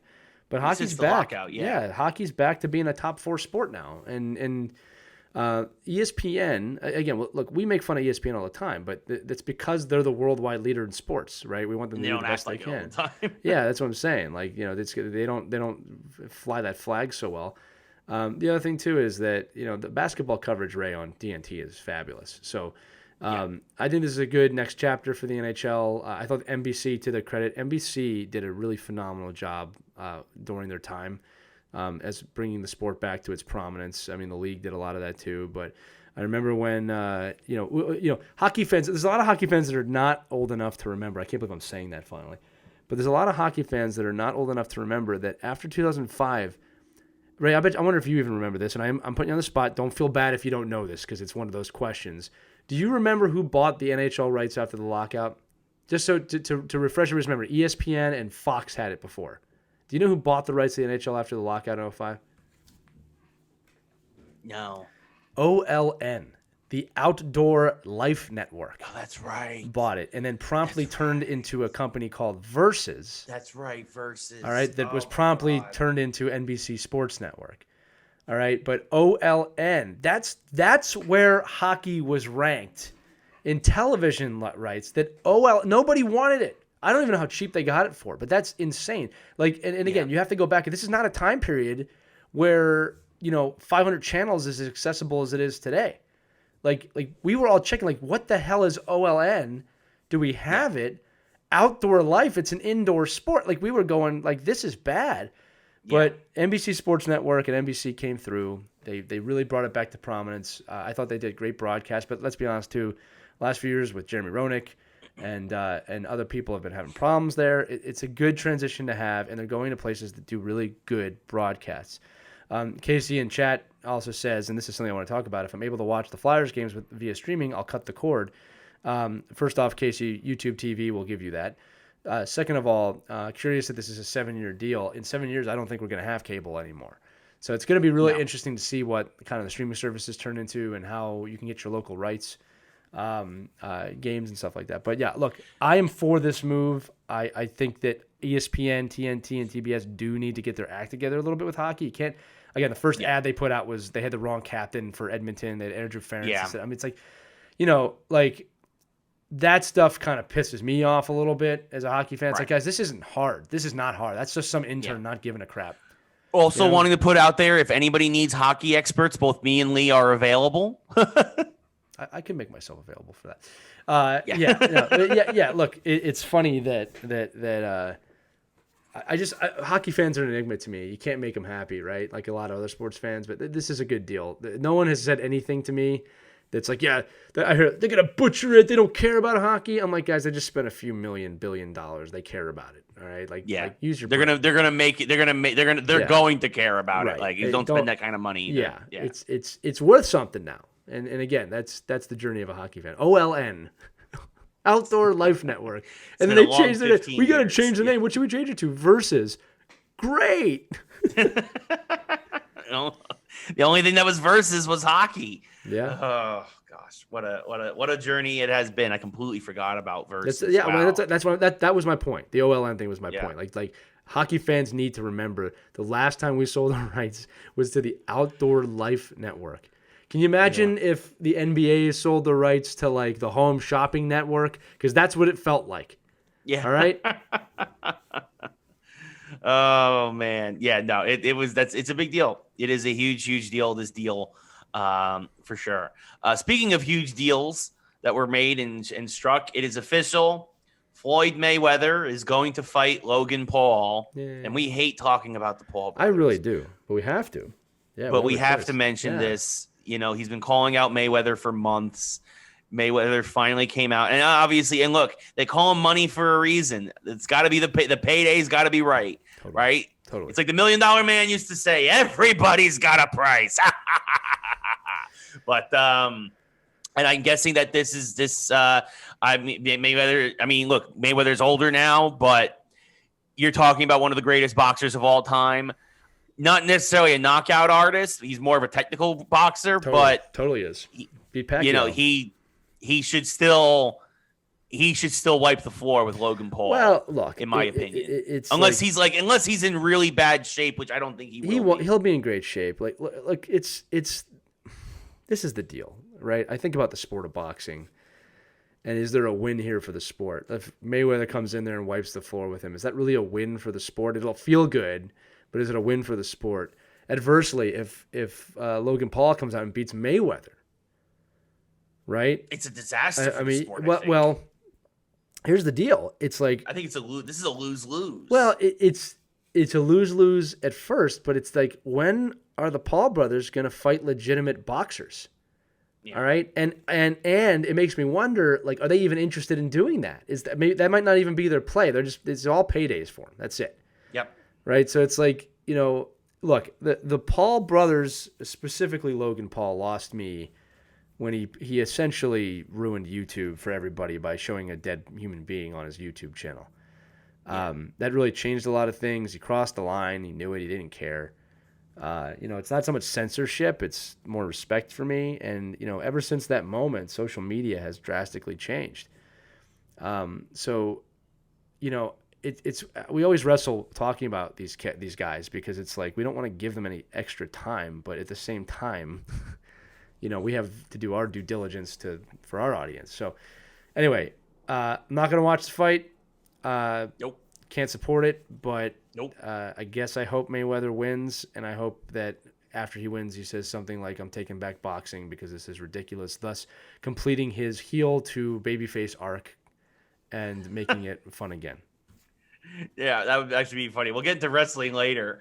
But speaking of other fighters, this was an interesting story. I mean, good for him.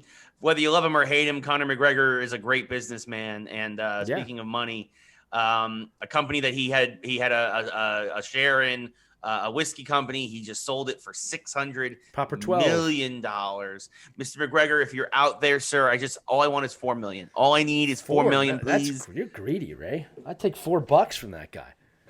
Jeez. $4 million. Yeah, folks, I love you all, but I would disappear. I would disappear for $4 million. No, you wouldn't. You'd be miserable. But I'll say this. Look, I would take a long vacation for $4 million. That's fair. McGregor, athlete I really respect on multiple fronts. I remember, it's funny, I was listening to a Tony Robbins interview with him and Conor McGregor a few years back. And McGregor was talking about how he was kind of just living a little bit with the UFC stuff. And that Tony Robbins really kind of convinced him, like, dude, you can do so much more. You can take care of your body. You can do business. And that's when it really woke up. It woke him up to business and stuff like that. And for McGregor to go out there and sell this, be a businessman, and he spends a lot of money on his body now. I just like to see a story of a rags to riches type thing, of a guy who really works hard. And like, if you ever listen to Conor McGregor really talk outside of a pre-fight pump-up session, press conference, he's incredibly inspirational, and he is incredibly respectful.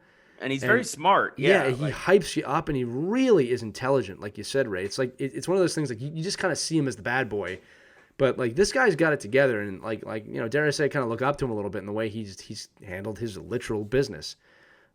So good for him. I'm not against this. He built that company up. He did those awfully awesome commercials. That's a proper 12. I'm like, oh God, dude, you're bad at this, but it's hilarious. So congratulations to him. Yeah, who's laughing now? $600 million. And free whiskey for life. Yeah, that wouldn't be so bad. Probably had that anyway, to be fair, but yeah. Oh, man. So, McGregor has spent his living getting punched in the face and punching people in the face. You know who got hit in the face? This is a rough transition, folks. You know who got hit in the face this week? Yeah, Bryce Harper. Bryce Harper took one. I mean, to be fair, I need to preface this. I don't think either me or Lee believe this was intentional in any way whatsoever. No, it wasn't. It just the Cardinals guy who hit Harper and then also drilled Didi Gregorius in the ribs, just had no control. And we've seen it sometimes guys just don't have it, and like, he really didn't have it. Lee, by the way, what is the update? I haven't heard He's the update fine. on Harper. Miraculously fine. The ball apparently rolled over his nose, and no damage. But he's not playing today. Right. I'm sure he's bruised, he's banged up, but thank goodness. I mean, that could have been an orbital bone. That could have been so much. It sounds like there's no major damage. My guess, if he's not playing today, it's more concussion based, or protocol based. But miraculously okay. I mean, I really thought he broke his face. I mean, you guys can watch the replay. I guess he just kind of, I don't know how to say this, but he kind of accepted the ball the right way, and kind of cushioned it in a way with the impact and rolled off his cheek a little. Ray, I'll let you get into the thing, but before we do, I just want to talk about the pitcher for a second, because there's a trend in baseball. I want to get your thoughts on is this kid did not have the control he needed to be throwing fastballs. To hit 2 batters in a row, he looked like he felt horrible about it. He didn't mean to do it. It's pretty obvious. Yeah, well, and especially also with the games there, that led to the Phillies winning the game. Right, right. But it's a trend I'm starting to see is these teams are bringing up pitchers that because they can throw 98, 99, they're throwing them in games, but they have no control, or it's not developed enough. And it's like, okay, whoa. That's like you're putting someone in front of a gun that's never fired a gun before. Yeah. And it's like at some point, like again, look, there's a real wobbly line with what I'm talking about, but like maybe don't rush these guys up with 98-mile-per-hour fastballs till they have some control. You're gonna like Bryce Harper is a massive investment for the Phillies, you know, like horrible. I mean, part of it is also, you got to remember the minor leagues are in shambles after COVID. I totally get it. Like this kid might not have pitched in I'm sure he pitched in spring training, but like you said, a lot of these kids now they're not getting the experience that they probably more likely be a need. Starting pitcher then. Maybe have him in the bullpen and let him get. Well, he is a reliever. I thought he was a reliever. Whatever it was, dude, it was not right. Like I said, I'm not trying to blame, the Mets. It's just, I don't know. I don't know what was going on. Cardinals. This was the Cardinals. We'll get to the Mets one in a second. Yeah, you're right. The Mets is another one. I'm sorry. I'm not trying to blame the Cardinals. I apologize. I mixed those up in my head. Yeah. But it's like. Baseball just continues to screw up. It's insane to me. Like, don't put a guy on the mound that might not have the control if he's throwing that fast. Someone's going to get killed. You know what I mean? Yeah.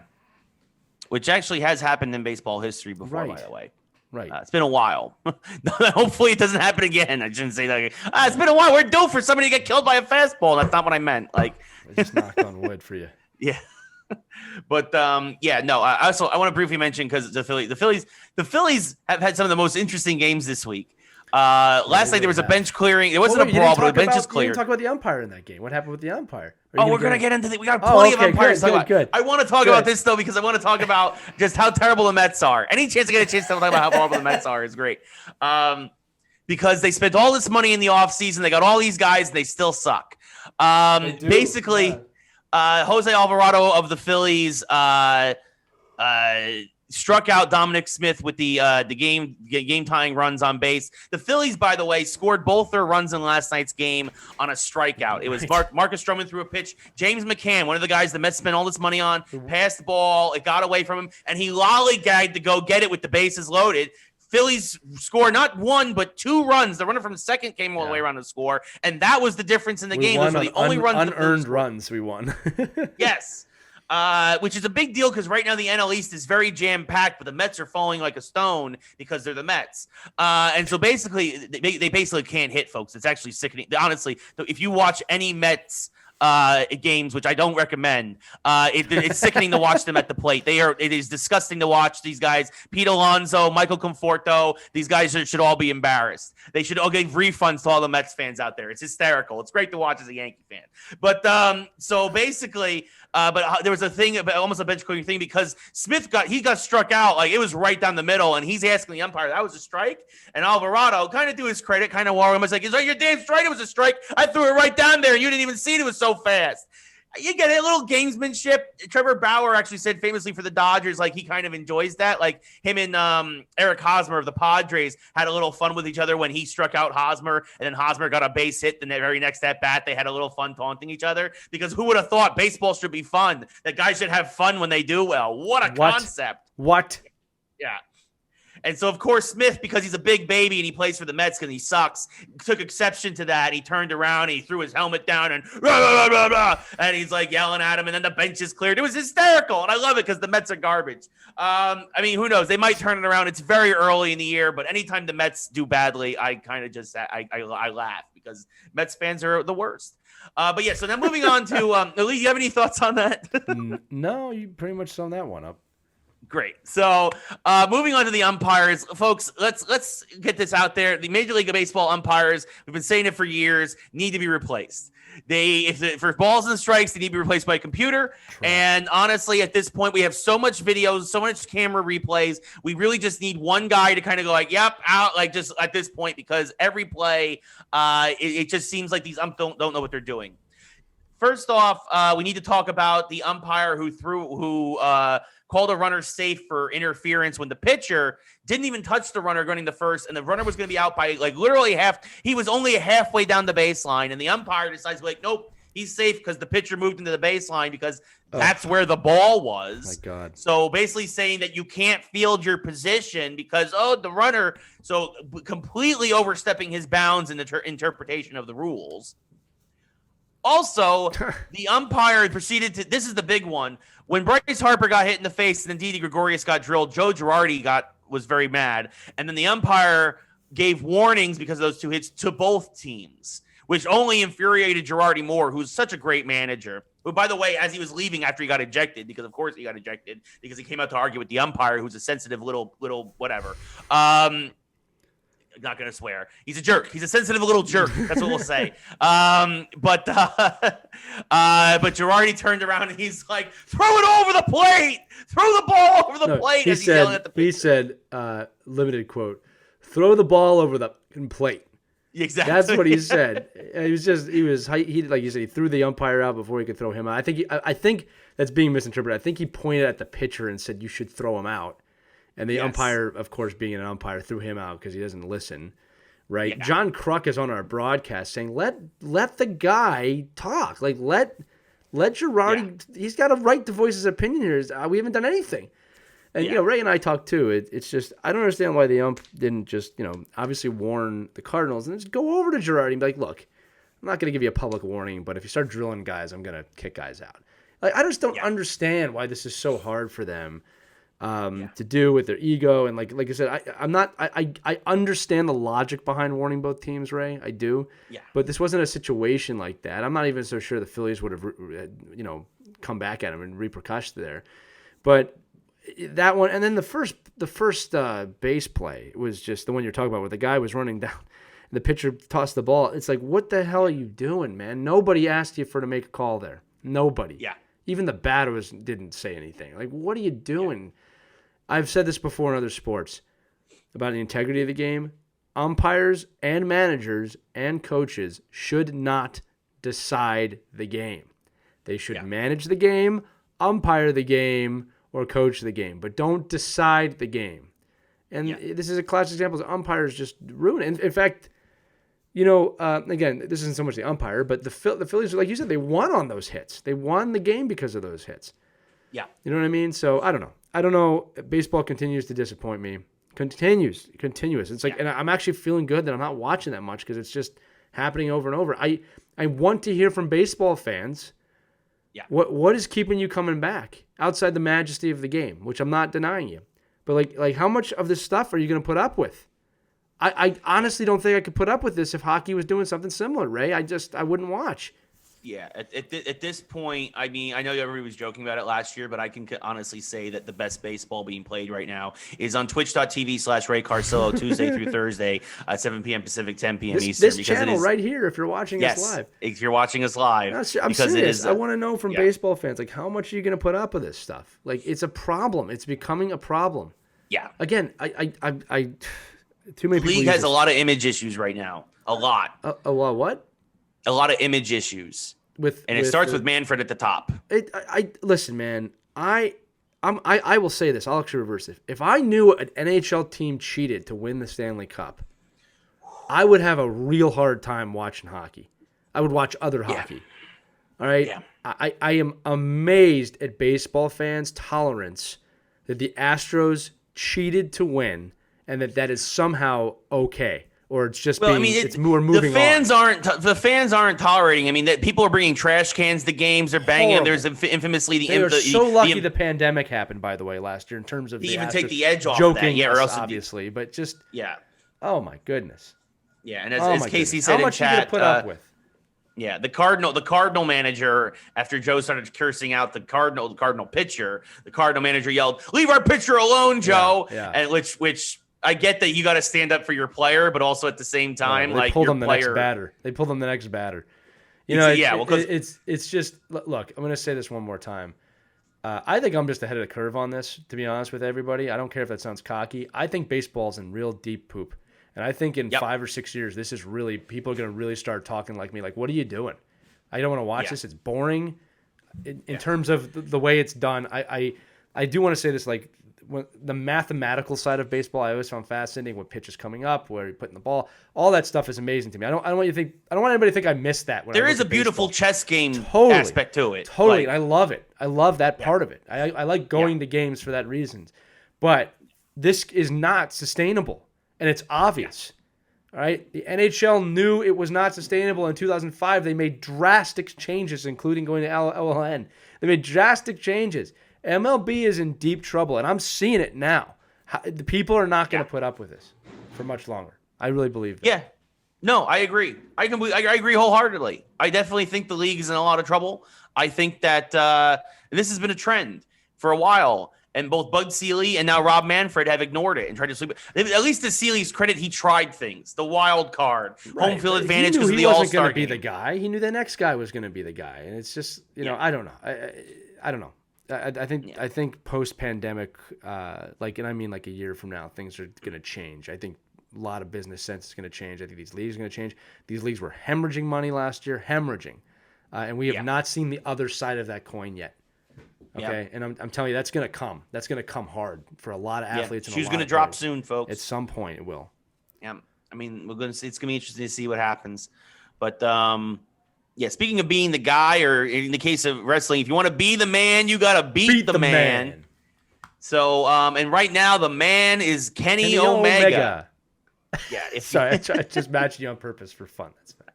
It's all good. But yeah, we actually, again, also teasing our leaderboard interview later in the week, Eric Wallace. We had a great talk with him about wrestling. Well, you did. No, I'm teasing. I totally teasing. Ray and him, they really got along, and it was actually fun to watch. Even I was there like, wow, this is really good. I'm not going to say anything. I'm kind of listening. Yeah.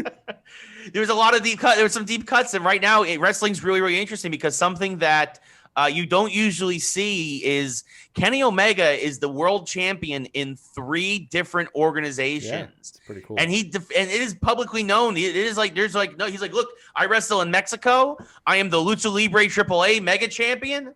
I wrestle now in TNA. Well, not TNA anymore, but just Impact. I am wrestling Impact. And he beat Rich Swann at their recent pay-per-view to become their world champion. And he's the AEW world champion. This is insane. Never before. And I imagine somebody plus has had so much gold before. I think it's actually a good thing for wrestling because it's shining a light on lesser known organizations. Like Impact wasn't doing great in the ratings. Obviously, if you're here in the States, you heard of Lucha Libre, but you probably don't watch it very much. But the fact that you have somebody like Kenny Omega, a worldwide superstar, one of the biggest guys to ever wrestle in the States, and then also went to Japan, became a superstar, literally all over the world. I mean, they call him the cleaner for a reason because he is just sweeping it up, folks. Everywhere he's going, he's getting all the gold. This is a big deal, and I think it's a really fascinating thing as other wrestling organizations are finding ways to compete with, obviously, still the big dog in the yard, which is WWE. Lee, what are your thoughts on Kenny Omega having 3 different titles in 3 different organizations? It's transcendent. It's not happened before. I think it shows that there's potential here for smaller wrestling federations, organizations to potentially team up to take on the big dog in the yard. I'm not saying it's going to happen. But I also think it's cool because just from purely a wrestling athletic standpoint, to be able to do what he's done is pretty amazing. And I still don't think he's getting the credit he deserves. And it's only because he's not WWE World Champion. You know what I Right. mean? So I think it's amazing. I'm amazed at the business side of wrestling, Ray. I'm amazed to watch these go at it again where, when you think of the Monday Night Wars and the aftermath, that this is happening again, almost under the radar, is amazing to me. But like, again, look, to win, we talked about quarterbacks earlier have won with two different teams. This is all that level of thing. Like people don't do this. People don't do this. And the guy who obviously headmans the sport probably deserves more recognition outside of the sport than he's getting. No, that's a very good point. I mean, and it's just he's done a fantastic job. Kenny Omega, also a huge video game fan, named his finisher after Sephiroth from Final Fantasy VII, famously called One Winged Angel.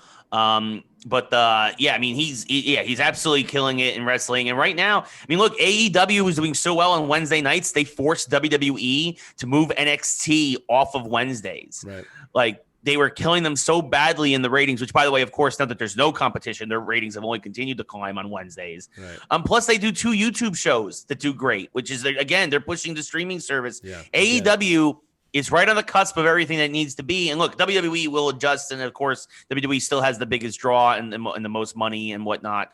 But AEW is super competitive. And it's a big reason why is because of their roster.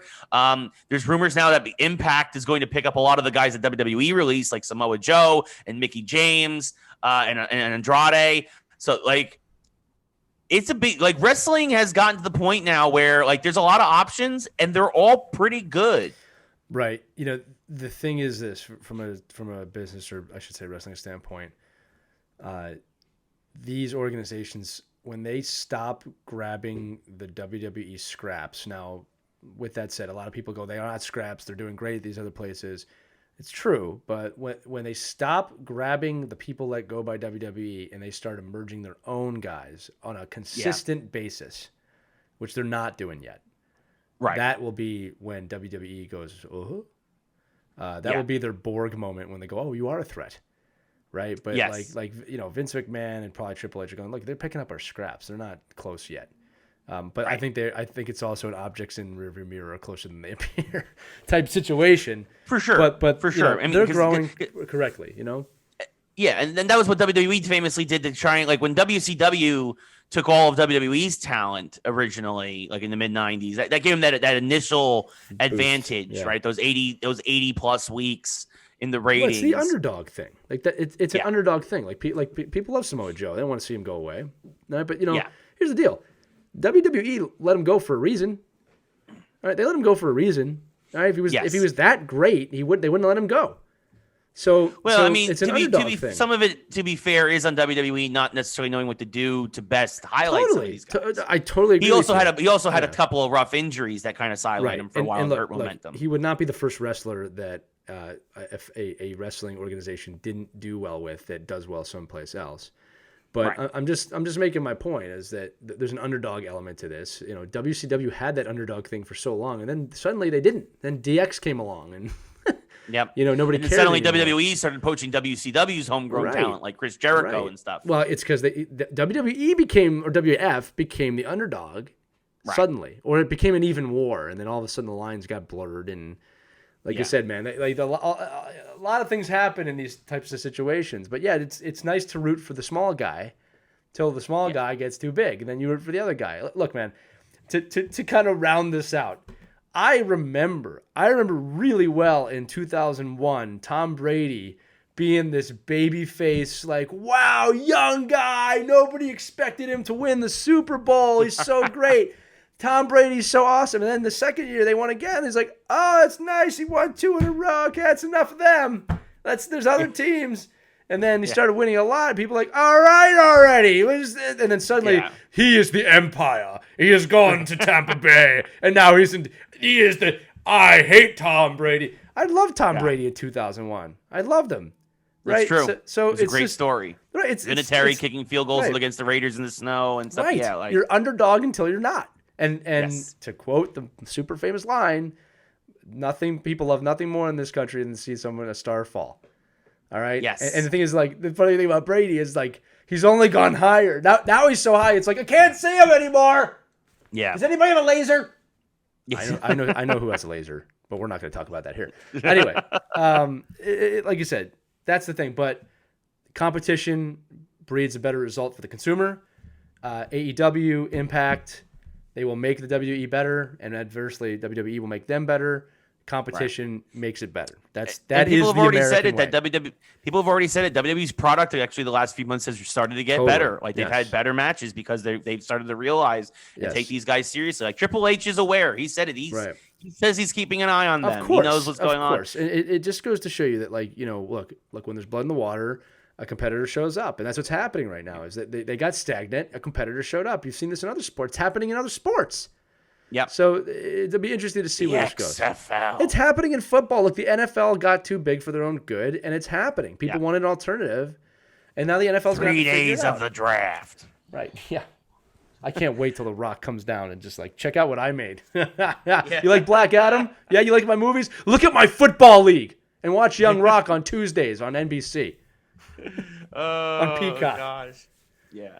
And actually, that's also true. Also, Daniel Bryan, by the way, one of these big wrestlers, might be leaving soon. There's been rumors that he's going to jump ship, which will be interesting to see. But then again, it's another, like, I can't believe I'm saying this, but it's another aged now. He is aged now. Wrestler. Yeah. That's not a scrap by any means, but it's not homegrown talent. No. Right. At some point, they have to bring those wrestlers up themselves. It can't just be poaching other federations. Yeah, and AEW has a couple good young guys, but yeah, they need to be. Right. It feels like they're AEW's trying to force them to pay their dues. Right. And whatnot. But we'll see what happens. We'll see what happens for sure. So that does it for our sports section of the week. A rare episode, not a rare episode, but it's more sports than geek stuff this week. It happens. It does happen. But so that brings us to our mashup. Our mashup this week. Yes, mashup of the week. Lee came up with another question and said, which upcoming character would you take number one overall if there was a fictional character draft? Lee, I'll let you go first. Better explain this for the folks out there. Well, I meant to say comic character and I wrote a typo, but now you made a very interesting point out of this mashup.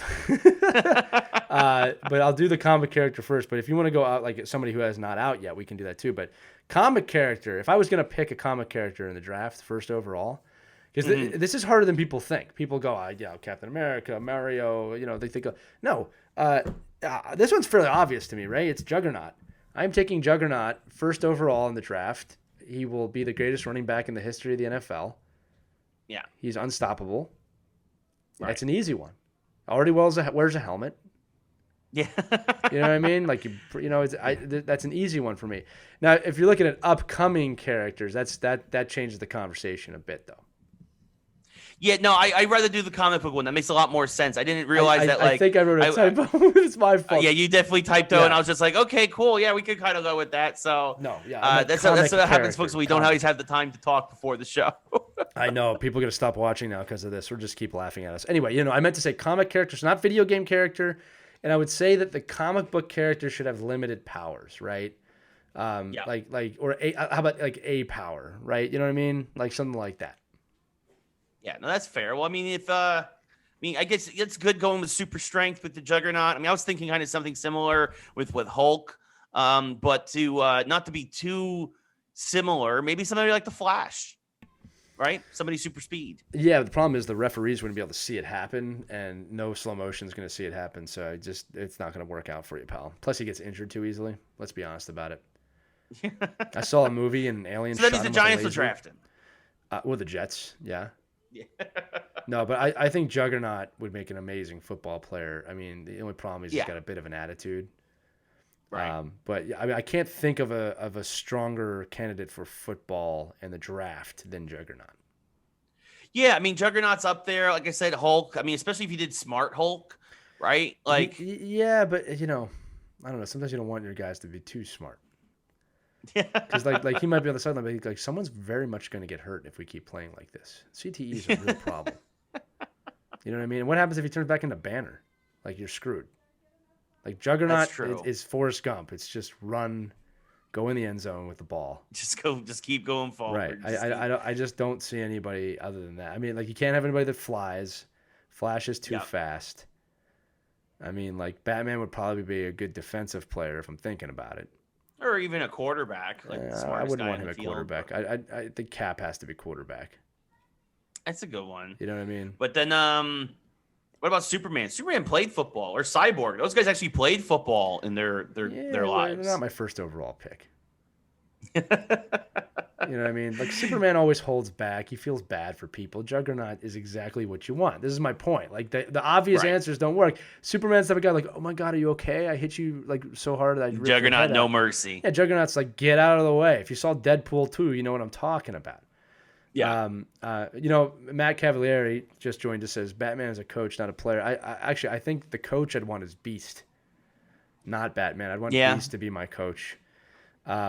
Wolverine would be a nice little running back too. Now I'm thinking, like, Wolverine's like Maurice Jones-Drew.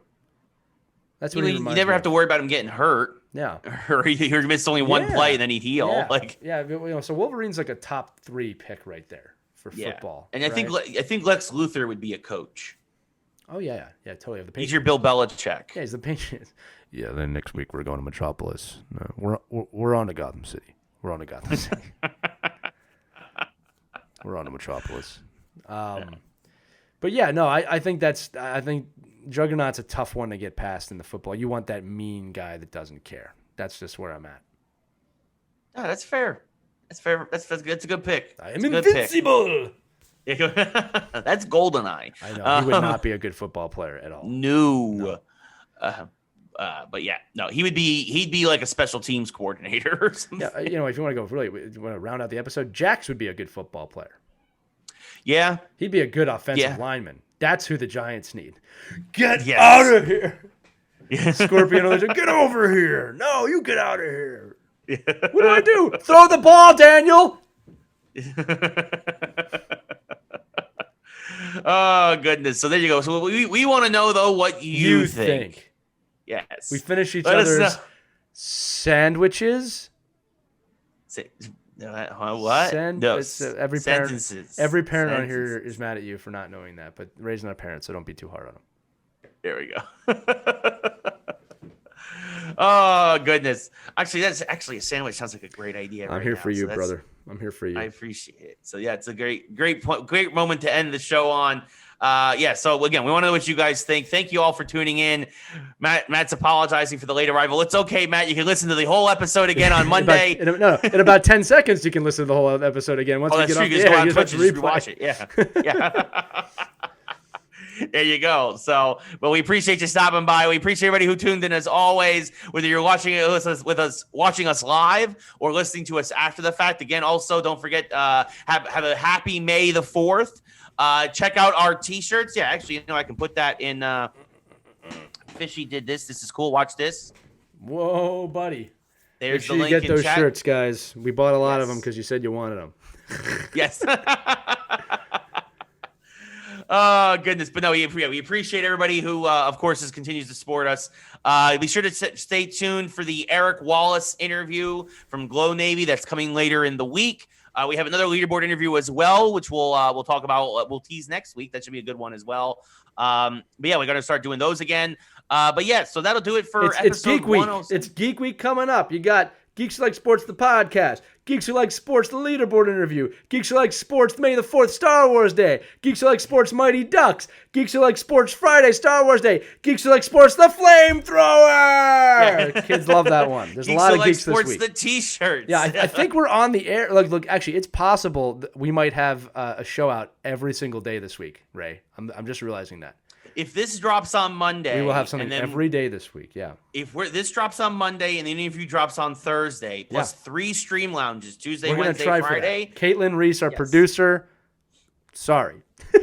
Yep. That's the goal. You gotta hit Monday and you gotta hit Thursday. We have to have 5 days of geeks. There you go. It's Geek Week here. It's Geek Week on Geeks Who Like Sports. Who Like Sports. On the internet. Yeah. Fantastic. Yeah, exactly, Matt. We're going full time. Full time, baby. You gotta say go full time, baby. Just win, baby. No, not the Raiders. Okay, keep going. All right. So again, as always, you can follow us on Facebook, Twitter, Instagram, the whole 9 yards. Ray at geekselectsports.com, Lee at geekselectsports.com. You can find us, of course, on Twitter as well. Personally on Twitter, Ray Carsillo or Lee MJ Elias. You can find us at all these places. And we hope to talk to you more soon. And we hope to see you next week with another live episode of Geeks Who Like Sports. Also, again, be sure tune in, comment on the episode itself, and of course on the interview. We'd love to hear what you guys think. But until next week, or actually, until Tuesday with the Bad Batch. For Lee, I'm Ray. Have yourselves a great rest of your week or weekend, depending on when you are listening to this or watching us. And we will see you all next time here on Geeks Who Like Sports.